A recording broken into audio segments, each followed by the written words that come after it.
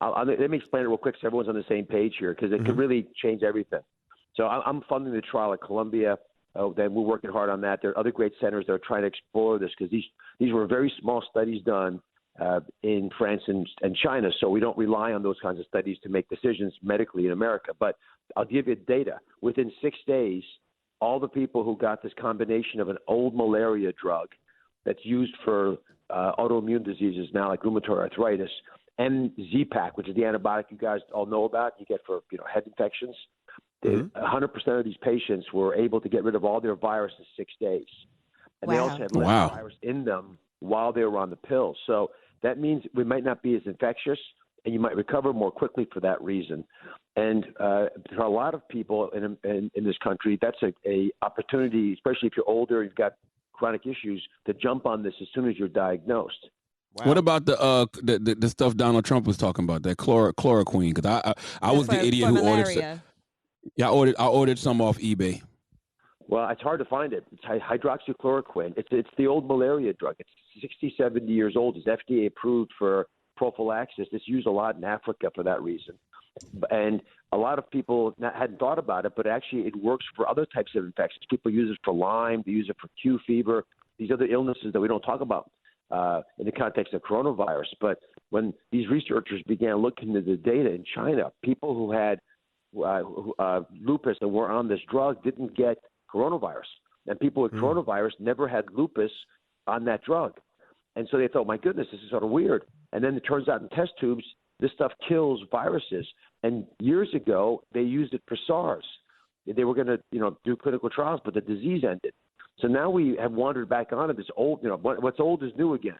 But think of how crazy that would be, that we have two old drugs that have been widely used that together might actually be incredibly impactful. Again, we got to prove this in U.S. clinical trials, but that's why the president was excited about it. Not just the president; lots of doctors are excited about it as well. Now, Hold on, I gotta ask you, because they did say one person who did use it did die from it, and his wife is in critical condition. So, what advice would you give to people who are trying to order this online and use it at home? Well, you really shouldn't be able to order it online. It should be illegal, because it's a prescription medication. A doctor's got to give you a prescription for it. Theoretically, if a doctor gives you the prescription, you could order it for yourself. But this is not a super dangerous medication. This is, again, widely used for long periods of time to prophylax against malaria. Z-Pak, my goodness, people use that all the time. So if you start to tell me these drugs are incredibly toxic and shouldn't be used, I'd be disbelieving. It does have to be given by a doctor. A doctor has to check you for a couple of things first to make sure that you're a candidate, but most people would do well with it. I don't know what the story with this couple is. I've been hearing rumors that they didn't take a form that was designed for humans, or they took too much. I don't know the details of it. And with the rumors, you can't tell anyway. But like most drugs, if you take too much of something, it can hurt you. I don't know a drug that doesn't have that side effect. Now, Dr. Oz, how is China? They're saying there's no new reported cases of coronavirus. Is that true? And how did they do that? Well, they locked the whole country down. They did one, That's right. Plus some. I mean, they would weld the door shut, so you couldn't leave. And it was the largest human quarantine in history. 60 million people in the Wuhan area. But the other area, the counties around Wuhan, the other districts, the other states, they never really got bad coronavirus. It was all contained in that one spot. But that's a commercial center, so people flew from there to Italy or Iran or United States, and then people get caught up from each other. And once it gets out of the containment space, once you leave, like New York right now is a hotbed, right? We probably have half the cases in the country. So if you take New York and block New York so it can't infect everybody else, then you can help protect Idaho and Nebraska and states that don't have bad, West Virginia, don't have lots of cases yet. And so there's, you try by not leaving your house, you're basically doing the same thing. You're not traveling to other areas and contaminating them. Do you think we So why are they not building a wall around New York? Build a wall around New York. Well, I think we're doing it for ourselves. Listen, the real long-term solution to these kinds of viruses is a digital vaccine. And by that I mean you test everybody. The information goes into an app that you have, and it tells you, listen, here's your results, here's your data. Don't go to these places. If you go to these places, you got to let us know. If you come into contact with people who aren't infected, you got to tell them. And, hopefully we do. That's what they did in South Korea. The real question is not how did China get past this, but how did South Korea avoid this? And they're pretty early in the course, but they were able to use technology, and we've certainly got plenty of technology to very meticulously figure out who was at risk and then get them treatment fast. Right. But Doc, let me ask you a question. Treatments will help. Yeah. What about packages? Because that's the only thing I'm concerned about, because I'm not leaving the house, and people are saying that it can live on surfaces for 24 hours. So what about when Amazon and stuff delivers packages or the mail comes? How do we handle that? Well, I'll tell you what I do. First of all, food too.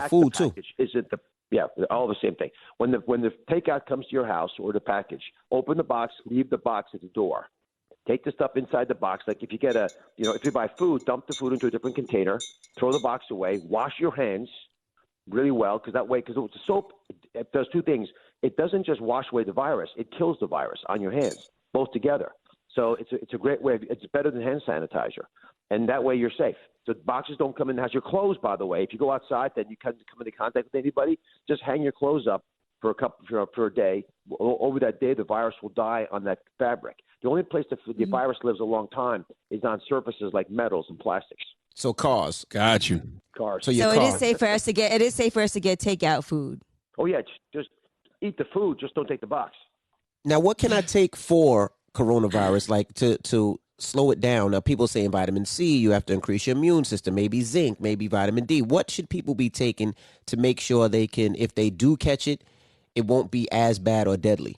Well, in addition to sleep and exercise, which are the two best things to do, and of course eating a healthy diet, I tell you what we do. For vitamin D, and vitamin D is you get it from the sun, but these days you can't get enough sun, so just take it in the pill form. That we think can help avoid getting the common cold, and therefore might work for coronavirus.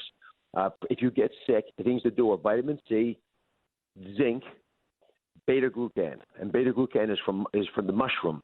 It's an old treatment, but pretty effective. Beta-glucan, Glucan. Shrooms, but not those kinds of shrooms. And Doc, you said that you was talking about you was talking about the quinine, right? That's what I ordered off eBay. On the bottle it says it's an all natural dietary supplement. Quinine. That's not it. Okay. Will that help you? That's not anything. You return that. Don't get your hands in the box. Return this right now. It's prescription only. You can't just order it online. It's called the same stuff. It's called quinine.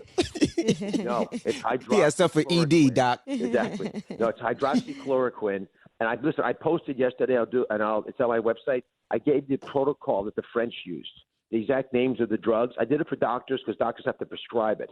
But and you should see a doctor to get your prescription, please. This is nuts. But listen, it's a shortage anyway. My plea, and I've been talking to the White House task force, is guys, you have got to get more of these pills into our pharmacies. We don't have enough. Even to get this trial done at Columbia, you have to go scrounging. I sent my kids out to go find these drugs like they're illegal, although they're legal, but you can't find them anymore because everyone's taking them. So don't hoard them. We only get them if you're sick. But as soon as you get sick, I think it's worth considering with your doc. Now, Dr. Oz, this is definitely not airborne, right? Is it safe to go outside, Dr. Oz? Is it safe to go outside? Yes, it is safe. I would go outside. It's a nicer day today. It's not as rainy. And if you're 6 feet away from the person near you, then you're social distancing. So getting outside. Listen, summer and spring are good for us because the virus swells up. It becomes plumper. It doesn't travel as far in that plume because it does go into the air. So as the virus starts to fall down, instead of going 6 feet, it'll maybe go half that distance. So you're safer. Plus, you're easier to socially distance when you're outside. When you're inside, it's difficult because is this definitely not airborne? Oh no, it is airborne. Yeah, that's why you have to stay 6 feet away. So it is airborne. Yeah, it's both airborne. When you cough, there's a plume, like a cloud comes out of your mouth, and it can go 6 feet. In that cloud, there's virus particles, and the virus makes you cough. So that's how it travels. In addition, if you cough on surfaces, which you always do, the virus can live on the surface for, depending on what kind of surface, up to 2 or 3 days. So if someone else touches their face, it gets in you. That's why you don't want to be around other people if you can avoid it. Okay, now you mentioned hand sanitizers. It's not as great. You should wash your hands. This hand sanitizer that people are talking about kills 99.9% of diseases. Purex, whatever it's called. Yeah. Yeah, so it's not as well. You shouldn't necessarily be using hand sanitizer. If you have soap and water, I do soap and water. If you're out traveling around and you don't have soap and water, use the hand sanitizers. They're great, but they're not better than soap. You don't use hand sanitizer to wash your ass, so use soap. Exactly. Thank you very much. You don't know what I wash my ass with, sir. All right. thank you, guys, Dr. thank you Oz. so much for Appreciate checking in. you We for checking in. appreciate that. Listen, I want you to get the word out to everybody. People are panicked about this. I know you know that, but there's a lot of hope on the horizon. And I think if we can emphasize that and keep revisiting that, people are going to feel much better about this. Take care. Thank you, Thank you, brother.